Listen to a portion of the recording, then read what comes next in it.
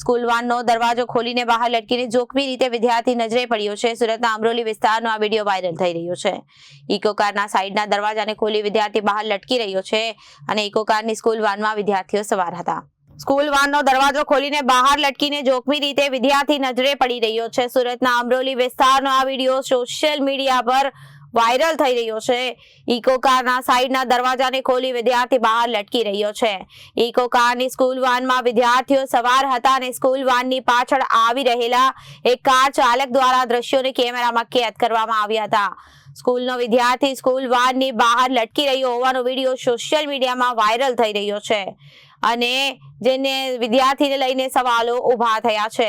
વિદ્યાર્થી અમરોલી વિસ્તારમાં આવેલી કેન એમપી સાર્વજનિક વિદ્યાલયનો વિદ્યાર્થી હોવાનું અનુમાન લગાવવામાં આવી રહ્યું છે.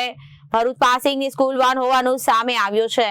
આરટીઓ અને ટ્રાફિક પોલીસ આ મામલે શું કાર્યવાહી કરશે તે જોવું રહ્યું છે. Reporter Arvind Rathod, Janadesh news, Surat.